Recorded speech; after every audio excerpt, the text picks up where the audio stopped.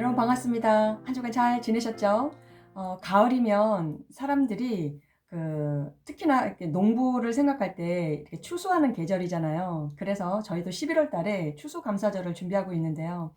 언젠가 감사라는 두 글자를 가지고 이행시를 써보자라고 그랬었어요. 그러니까 어떤 친구가 이렇게 이행시를 썼어요. 감자탕, 사리 추가. 말 되죠? 근데 목사님이 한번 지어봤습니다. 여러분이 오늘 한번 띄워보세요. 감사하라. 사탄 마귀가 떠날 것이다. 할렐루야. 감사를 하나님은 너무 기뻐하시는데 하나님이 기뻐하시는 것을 사단은 너무 싫어해요. 그래서 오늘도 감사하는 마음이 풍성해서 사단은 물러가고 하나님께서 영광 받으시고 우리에게 은혜를 주시는 오늘 귀한 예배가 되었으면 좋겠습니다. 이 시간 우리의 신앙을 사도신경하심으로 하나님께 고백 드리시겠습니다. 나는 전능하신 아버지 하나님 천지의 창조주를 믿습니다. 나는 그의 유일하신 아들 우리 주 예수 그리스도를 믿습니다. 그는 성령으로 잉태되어 동정녀 마리아에게서 나시고 본디오 빌라도에게 고난을 받아 십자가에 못 박혀 죽으시고 장사된 지 사흘 만에 죽은 자 가운데서 다시 살아나셨으며 하늘에 오르시어 전능하신 아버지 하나님 우편에 앉아 계시다가 거기로부터 살아있는 자와 죽은 자를 심판하러 오십니다. 나는 성령을 믿으며 거룩한 공교회와 성도의 교제와 죄를 용서받는 것과 몸의 부활과 영생을 믿습니다. 아멘. 오늘 하나님께서 주시는 말씀은요. 창세기 40장이에요. 우리 많이 진도 나갔어요. 40장 1절부터 8절 말씀까지 우리 천천히 읽어보도록 하겠습니다. 그 후에 애굽 왕의 술 맡은 자와 떡 굽는 자가 그들의 주인 애굽 왕에게 범죄한지라. 바로가 그 두 관원장 곧 술 맡은 관원장과 떡 굽는 관원장에게 노하여 그들을 친위대장의 집 안에 있는 옥에 가두니 곧 요셉이 갇힌 곳이라. 친위대장이 요셉에게 그들을 수종들게 하매 요셉이 그들을 섬겼더라. 그들이 갇힌 지 여러 날이라. 옥에 갇힌 애굽 왕의 술 맡은 자와 떡 굽는 자 두 사람이 하룻밤에 꿈을 꾸니 각기 그 내용이 다르더라. 아침에 요셉이 들어가 보니 그들에게 근심의 빛이 있는지라. 요셉이 그 주인의 집에 자기와 함께 갇힌 바로의 신하들에게 묻되 어찌하여 오늘 당신들의 얼굴에 근심의 빛이 있나이까? 그들이 그에게 이르되 우리가 꿈을 꾸었으나 이를 해석할 자가 없도다. 요셉이 그들에게 이르되 해석은 하나님께 있지 아니하니이까 청하건대 내게 이르소서. 아멘. 오늘 꿈의 이야기가 또 나오고 있는데요. 좀 기대가 됩니다. 오늘 하나님의 말씀을 받기 전에 우리 믿음으로 말씀 고백 외치고 시작하도록 할게요. 주의 말씀은 내 인생의 빛입니다. 주의 말씀은 내 삶을 변화시킵니다. 나는 하나님의 사랑받는 자녀입니다. 나는 축복의 통로입니다. 오늘도 주의 말씀에 내 마음의 문을 엽니다. 말씀하여 주옵소서. 듣고 깨닫고 말씀대로 살겠습니다. 아멘. 아멘이시죠? 오늘 말씀의 제목은요, 참 우리에게 교훈을 해주시는 귀한 제목인데요. 우리 천천히 따라해 보시겠습니다. 변함없이 섬기는 요셉. 오늘 말씀의 제목이에요. 한 번 더 하실까요? 변함없이 섬기는 요셉. 오늘은요, 요셉의 섬김의 자세, 이 믿음의 태도를 우리 한번 배워보려고 그럽니다. 우리는 지금 계속해서 창세기에 나오는 마지막 족장, 요셉에 관해서 살펴보고 있는데요. 첫 번째 설교 제목 혹시 기억하시나요? 요셉 시리즈가 지금 이어지고 있는데 첫 번째 설교 제목은 글쎄요. 요셉, 그는 누구인가? 기억나시나요? 요셉의 전 인생을 살펴보았을 때 크게 네 가지의 특징이 있다고 말씀을 드렸어요. 우리 그림을 보시면서 하나씩 한번 떠올려 볼까요? 정직한 사람, 믿음의 사람, 꿈의 사람, 용서의 사람. 이것이 요셉이 가지고 있었던 크게 네 가지 특징이었다고 설명을 드렸어요. 계속해서 두 번째 설교 제목 혹시 기억하시나요? 고난받는 요셉. 자, 고난이라는 단어가 나왔어요. 자, 우리가 꿈이 있다면, 자, 꿈이 있는 사람이라면 반드시 뭐가 있다고 말씀드렸나요, 목사님이? 그렇죠. 고난이라고 하는 이 대가가 있다라고 말씀드렸습니다. 요셉이 이제 고난을 겪게 돼요. 그 꿈을 이루어가는 과정이죠. 그 첫 번째 고난은 형들에게 의해서 저 멀리 애굽으로, 그것도 노예로 팔리게 되는 그런 사건이 있었어요.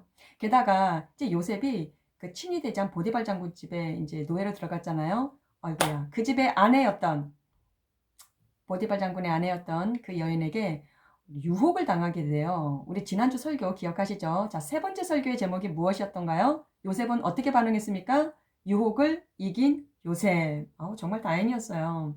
불같은 이 성적인 유혹 앞에서 지금도 나와 함께 하시는 그 하나님을 생각하며 요셉이 잘 견뎌냈던 것입니다. 오늘은 요셉 시리즈 그 네 번째 시간이에요. 변함없이 섬기는 요셉이라는 제목으로 말씀을 함께 나누겠습니다. 그림을 한번 보실게요. 요셉은 지금 보디발 장군의 아내 때문에 감옥에 들어갔어요. 마음이 너무 힘듭니다. 앞으로 몇 년이 지나야 이곳에서 나갈 수 있는지 전혀 알 수가 없어요. 낯선 타국에 끌려왔죠. 또 노예로 살았죠. 그런데 지금은 그 수치스러운 성범죄자, 죄인의 신분이 되어서 어느 누구도 자신을 구해줄 사람이 없었던 거예요. 그런데 이런 끔찍한 고난이 이어지는 가운데에 서서히 요셉에게 복이 오고 있었던 것입니다. 축복의 시작이 이제 조금씩 풀어지고 있는 것이었어요. 감옥에 들어간 요셉에게 어떤 일이 일어나는지 우리 한번 살펴보도록 할게요. 1절 말씀 한번 보시겠습니다. 그 후에 애굽 왕의 술 맡은 자와 떡 굽는 자가 그들의 주인 애굽 왕에게 범죄한지라. 국가적으로 이 애굽 땅에 굉장히 심각한 문제가 생겼던 모양이에요. 왕에게 범죄했다는 것, 그것은 한마디로 무엇일까요? 반역이죠. 이거 심각한 일이에요. 왕의 음식, 특히나 술과 떡을 맡았던 관원장이 한 사람씩 있었는데요. 이 사람들이 어떤 음모에 연루되어서 감옥에 가게 되었다는 것입니다. 아마도 그 음식에 술과 떡 어느 쪽에 독을 넣었는가, 그 상상을 할 수 있는 그런 사건이 벌어졌던 것 같아요. 그런데 하필이면 그 두 사람의 이 관원이 어디에 갇히게 되었느냐 하면 요셉이 들어가 있었던 그 감옥에 들어가게 되었다는 것입니다. 여러분, 이게 우연일까요? 필연일까요? 재밌습니다. 이 사건은 요셉하고는 아무런 상관이 없었어요. 더더군다나 요셉이요, 한 번도 뭐 예측하거나 상상한 일이 없었던 그런 사건이었습니다. 그런데 국가의 고위 관리들이 지금 이 요셉이 들어가 있는 그 감옥으로 들어가게 되면서 같이 살게 되었다라는 것이죠. 뭐 싫든 좋든 같이 먹을 것이고 뭐 잘 것이고 또 어쩌다가 대화도 나눌 수 있는 그런 사이가 되었다는 거 아니겠어요? 운명 같은 만남이 시작된 것입니다. 자, 우리가 살다 보면 이런 일이 종종 일어나요. 내가 예상하지 못했던 그 어떤 일, 그런 일이 생기면 여러분 앞으로 이렇게 생각하시는 것이 좋을 거예요. 그 배후에는 하나님이 계신다. 무슨 일이든 해석이 되지 않고 참 이해가 되지 않는 그 어떤 일이 생긴다면 여러분 하나님께 초점을 맞추세요. 내가 왜 이런 병에 걸렸을까? 우리 집에 왜 이런 일이 생기는 걸까? 아니면 저 사람이 왜 나에게 이렇게 하는 것일까? 이해가 되지 않고 참 해석이 되지 않을 때 여러분 꼭 기억하세요. 하나님께 초점을 맞추는 것입니다. 하나님께 무슨 뜻이 있는 거구나. 하나님 무슨 계획을 가지고 계시는 거구나. 나에게 있어서. 우리가 이렇게 생각하게 되면요, 반드시 숨어있는 하나님의 그 뜻과 은혜를 발견하게 된다는 거예요. 여러분, 우리에게 일어나는 모든 일, 우리 학교, 우리 가정, 우리 어떠한 상황 가운데 일어나는 일, 하나님이 아실까요? 모르실까요? 다 아세요. 목사님 책상에 그 포스트잇에 이렇게 붙여놓은 말씀이 한 구절 있는데요. 우리 함께 읽어보실까요? 시편 94편 9절 말씀인데요. 귀를 지으신 이가 듣지 아니하시랴. 눈을 만드신 이가 보지 아니하시랴. 아멘. 하나님께서 다 듣고 계시고 다 보고 계신다라는 거예요. 특히나 이 말씀은요, 목사님이 매일 새벽마다 기도할 때 자주 떠오르는, 자주 생각하는 그런 말씀 중에 하나예요. 지금 목사님이 기도하고 있는 그 기도 소리 하나님이 듣고 계시지. 지금 내가 하나님 앞에 기도하고 있는 이 모습 하나님 보고 계시지. 그런 생각을 하면서 기도할 때 어떤 느낌인 줄 아세요? 하나님이 너무 가까이 계시는 그런 느낌을 갖게 하는 거예요. 그냥 눈물이 나오는 거예요. 우리를 향하신 하나님의 뜻, 그 하나님의 의도는요, 언제나 희망이고 축복이에요. 할렐루야. 어떤 일이 우리에게 생겼을 때 그것이 가족의 문제든 내 친구의 관계든 뭐 학교든 회사든 교회든 나에게 생기는 모든 일 때로는 좀 안 좋게 보일 때도 있어요. 좀 힘들게 느껴질 때도 있어요. 그래서 좀 피하고 싶을 때도 있습니다. 그러나 그 일들을 통해서 나를 더 믿음의 사람으로 만들어 가시고자 하시는 하나님의 선한 뜻이 있다라는 사실을 꼭 기억하시길 바랍니다. 결국에는 하나님의 복이 온다라는 거예요. 이것이 영적인 대원칙입니다. 꼭 기억하시길 바래요. 그래서 예수님을 믿는 그리스도인들, 목사님과 여러분 모두는요, 이렇게 고백할 수 있다라는 것이에요. 한번 따라해 보실까요? 고난은 유익이다. 요셉이 겪었던 모든 고난이 결국에는 유익이라는 선물 박스로 도착하게 되더라는 거예요. 이제부터 감옥에 들어온 그 2명의 관원들을 한번 살펴보겠는데요. 요셉의 변함없는 그 섬김 또한 우리가 한번 배워보려고 합니다. 2사람이 감옥에 들어왔어요. 한 사람은 억울한 사람이었습니다. 또 다른 사람은요, 나쁜 짓을 했던 사람이었어요. 그런데 참 신기한 것은요, 한번 생각해 보세요. 언제나 억울한 사람, 나쁜 사람, 똑같이 고난을 받는 것 같아요. 하지만 가장 중요한 것은 이것입니다. 억울했던 술 맡은 관원장이나 나쁜 짓을 했던 떡 맡은 관원장이나 지금 누구를 위해 존재하고 있는가라고 하는 거예요. 한마디로 하나님의 사람 요셉을 위해서 이 2사람이 존재했다라는 사실입니다. 여러분, 이 세상의 모든 일은요, 예수 그리스도 중심으로 움직입니다. 한 번 더 말씀드릴게요. 이 세상에서 일어나는 모든 일은요, 예수 그리스도 중심으로 이루어지고 있다는 사실이에요. 그리고 하나님께서는 인류를 구원하시기 위해서 역사를 움직이고 계세요. 하나님께서는 인류를 구원하시기 위해서 이 인간의 역사를 움직이고 계신다는 사실이에요. 자, 물론 억울했던 사람은 풀려납니다. 그리고 나쁜 짓을 했던 사람은 벌을 받아요. 세상 법칙도 마찬가지잖아요. 그런데 그 사건이랄지라도 그 국가적인 일이랄지라도 다 하나님의 계획을 이루는 데에 사용되었다라고 하는 것입니다. 한 가지 물어보겠습니다. 코로나는 어떨까요? 잘 생각해 보세요. 이 전염병의 원인이 있지 않겠습니까? 인간의 탐욕과 환경 파괴에서 왔다라고 많은 전문가들은 말하고 있습니다. 맞는 말이에요. 정말이에요. 그런데요, 이 코로나도 마찬가지로 그 중심에는 예수 그리스도가 계신다라는 사실이에요. 그리고 하나님께서 인류를 구원하시고자, 우리 모든 사람들을 구원하시고자 이 코로나 사건을 하나님께서 붙들고 계시고 사용하고 계신다라는 사실이에요. 모든 일은 하나님과 연결되어 있다는 것입니다. 그래서 여러분 꼭 기억하시길 바래요. 여러분에게 중요하게 생각하는, 여러분들이 지금 아주 소중하게 그리고 아주 힘을 들여서 하고 있는 그 공부, 그리고 앞으로 선택하게 될 그 어떠한 이슈를 할지라도 그 모든 것은요, 예수 그리스도와 연결되어 있다는 사실 기억하시길 바랍니다.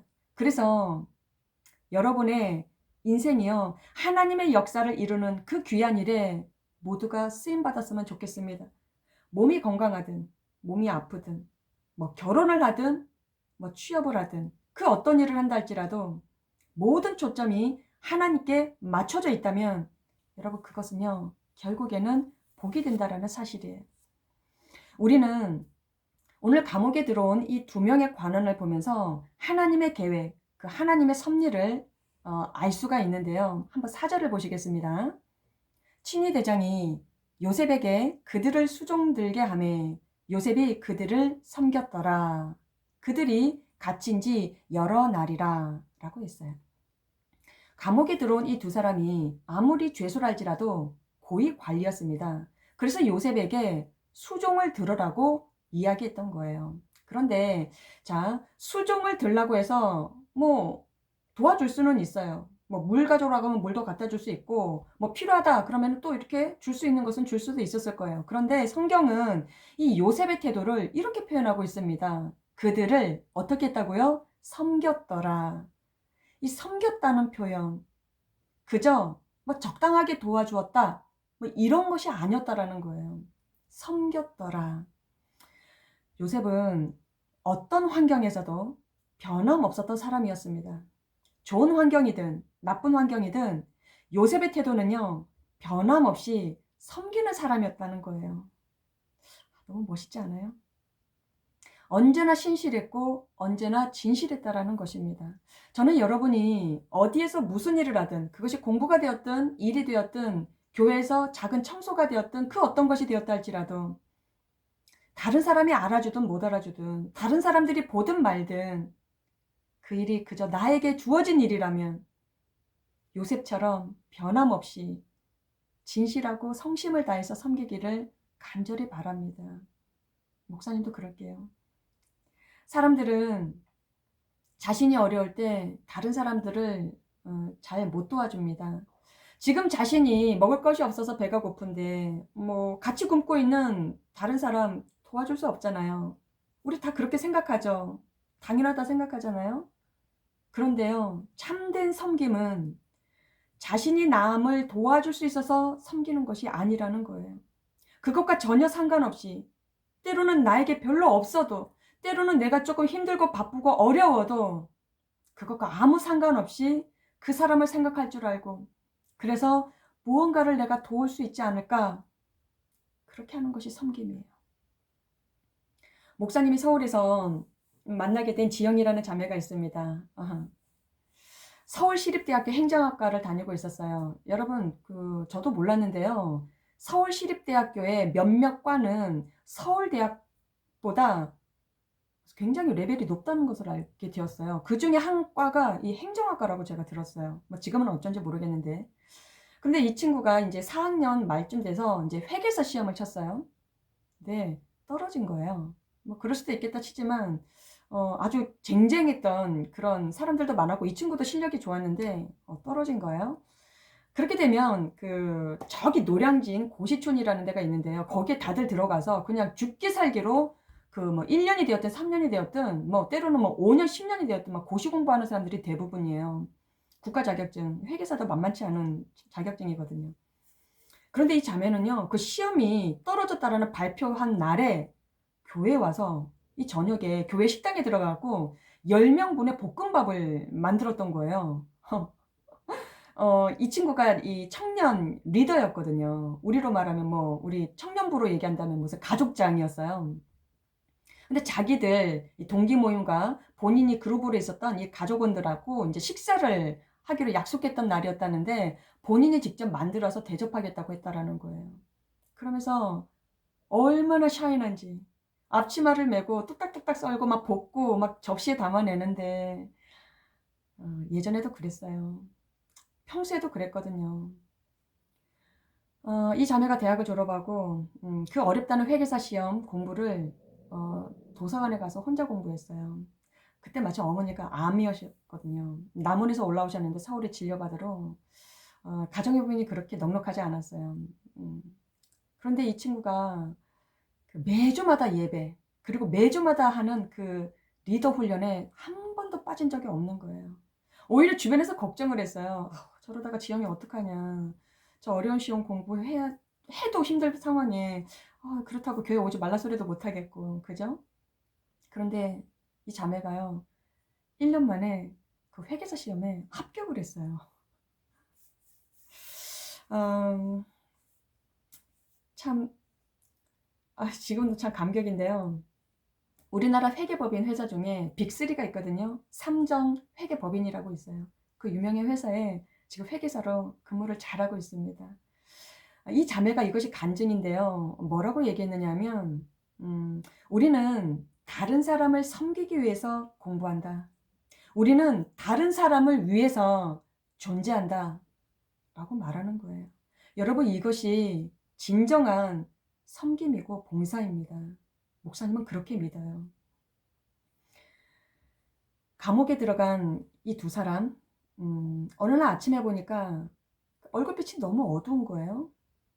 잠을 잔 것 같지도 않고 뭐 계속 근심하고 있었던 것 같습니다. 간밤에 두 사람이 꿈을 각각 꾸었는데요. 이 꿈이 너무 생생해요. 그런데 이게 너무 또 이상한 거예요. 그래서 속으로 생각했던 거예요. 이거 뭔가 조짐이 있는데. 이 두 사람이 그렇게 생각하면서 근심에 빠지게 된 거예요. 그 모습을 요셉이 보았습니다. 물어본 거죠. 무슨 일이 있으십니까? 여러분, 우리는 요셉의 태도에서 배워야 할 것이 있는데요.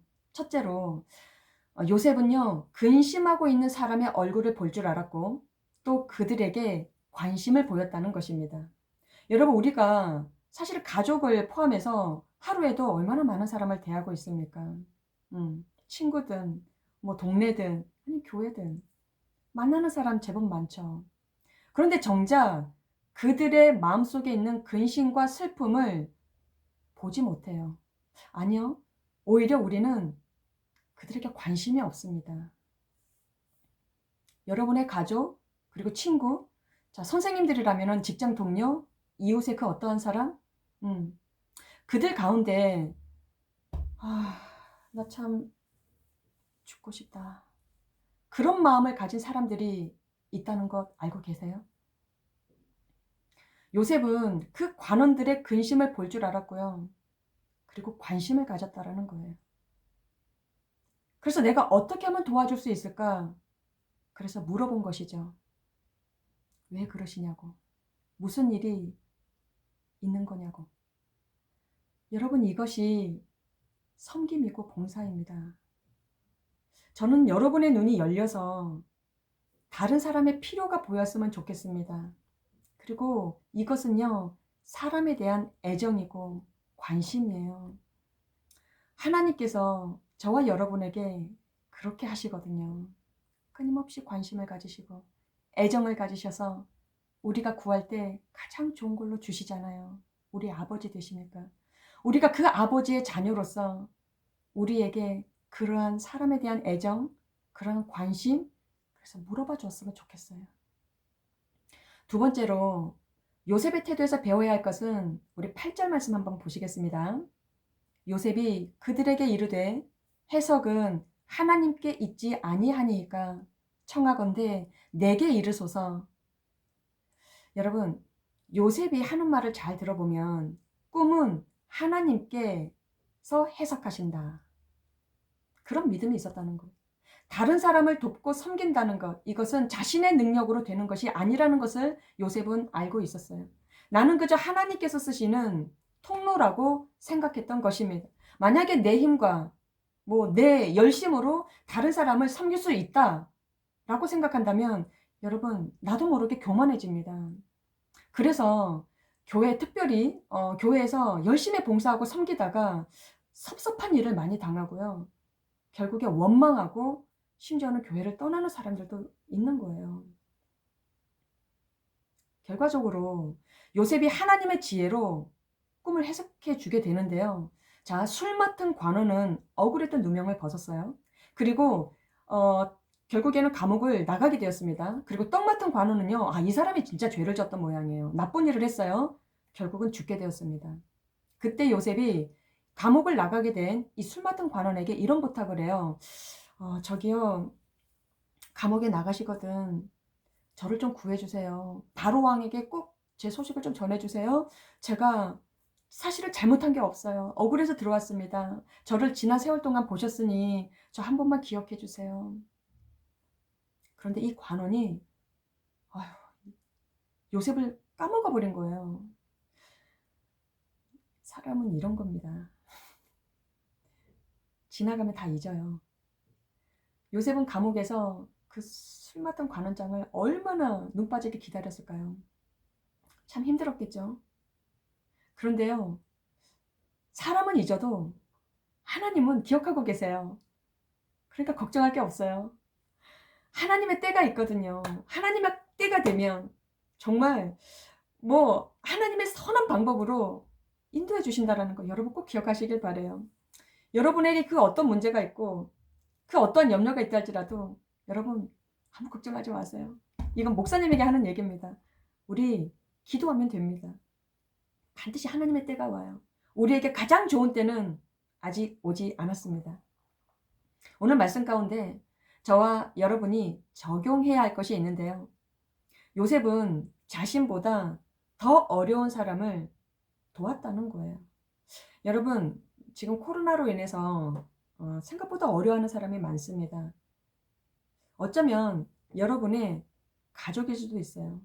그리고 이 설교를 각자 듣고 있겠지만 우리 중동부 가운데 어떤 선생님, 어떤 친구, 목사님을 포함해서 위로가 필요한 자들이 있습니다.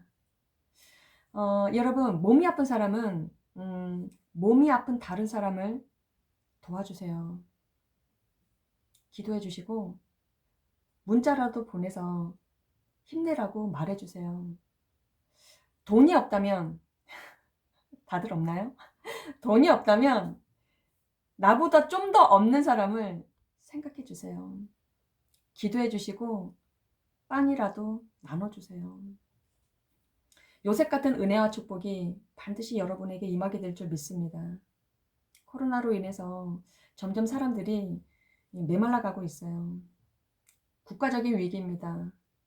어쩌면 또 우리 가운데 숨겨져 있는 회개하지 못한 은밀한 죄가 또 있을 수도 있어요. 그렇기 때문에 우리 모두는요, 예수님이 필요합니다. 혹시 여러분 눈에 누군가의 필요가 보이거든. 아, 저 사람 이게 좀 필요해 보이네. 아, 저 사람에게 이게 좀 필요해 보이네. 그게 보이거든. 예수님의 이름으로 섬겨주길 바랍니다. 그러는 가운데 하나님의 그 은혜와 능력과 위로와 축복이 여러분에게 이 가을에 더 풍성하게 임하게 될 줄 믿습니다. 할렐루야. 함께 기도하시겠습니다. 고맙고 감사하신 하나님, 오늘은 요셉의 변함없는 섬김에 대해서 말씀해 주셔서 감사합니다. 하나님, 사실은 우리는 변화되기 쉽지요. 우리는 연약합니다. 또 우리가 또 부족함이 많고 또 하나님 앞에 기도하는 제목들도 많습니다. 그러나 오늘 하나님께서 들려주시는 것은 누군가를 섬긴다는 건 내 힘으로 섬기는 것이 아니라 하나님의 능력으로 섬기는 것이고, 또 요셉같이 누군가의 근심이 보이고 아픔이 보이고 슬픔이 보이고 피로가 보이는 영적인 눈이 필요하다는 것을 깨닫게 되었습니다. 하나님, 주님께 이 시간 기도합니다. 우리 사랑하는 모든 중동부 친구들과 선생님들과 목사님의 눈을 열어주셔서 이 코로나 시기 때 우리가 비대면으로 만나지 못하는 그런 상황도 있고, 또 만난다 해도 참 조심스러운 상황이 있지만 우리 마음이 딱딱해지지 않고 또 이기적으로 굳어지지 않게 해주셔서 정말 하나님 주시는 그 풍성한 사랑을 우리가 할 수 있는 대로 최선을 다해서 서로 나누며 섬길 줄 아는 그런 따뜻한 믿음의 사람들 다 되게 하여 주시옵소서. 예수님을 닮아서 사랑하기에 부족함 없는 이 가을이 되어지고 우리의 행복한 미래가 되게 하여 주시옵소서. 그렇게 하실 우리 주님 찬양하며 이 모든 말씀 우리 주 예수 그리스도 이름으로 감사하며 기도드립니다. 아멘.